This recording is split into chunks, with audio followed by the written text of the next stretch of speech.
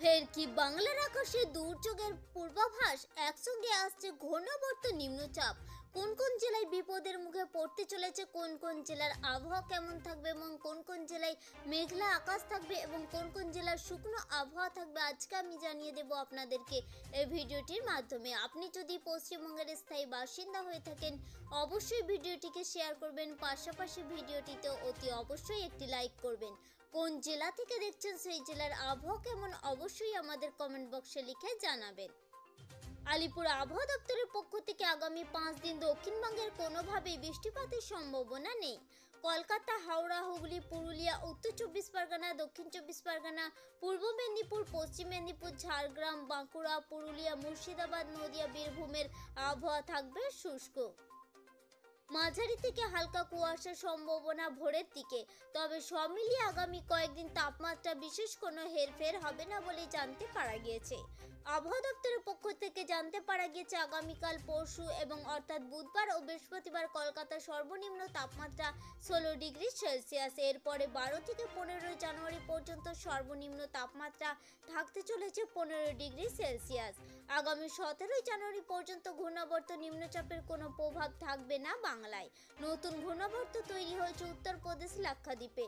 মধ্য ভারত বিদর্ভে একটি নিম্নচাপ অক্ষরেখা তৈরি হয়েছে।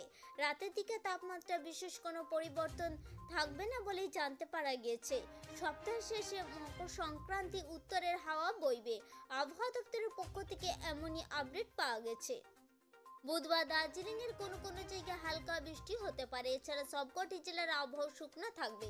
আগামী 24 ঘন্টায় হিমালয় সংলগ্ন পশ্চিমবঙ্গের জেলাগুলিতে রাতের তাপমাত্রা তেমন কোনো পরিবর্তন না হলেও পরবর্তী 4 দিনে তাপমাত্রা 2 থেকে 4 ডিগ্রি পর্যন্ত কমে যেতে পারে বলে পূর্বাভাস দিয়েছে আবহাওয়া দপ্তর। এছাড়া সবকটি জেলার কোথাও না কোথাও ঘন কুয়াশা থাকতে পারে বলে জানিয়েছে আবহাওয়া দপ্তর। আবহাওয়া দপ্তর জানিয়েছে, বুধবার গাঙ্গেয় পশ্চিমবঙ্গের সবকটি জেলার আবহাওয়া শুকনো থাকবে।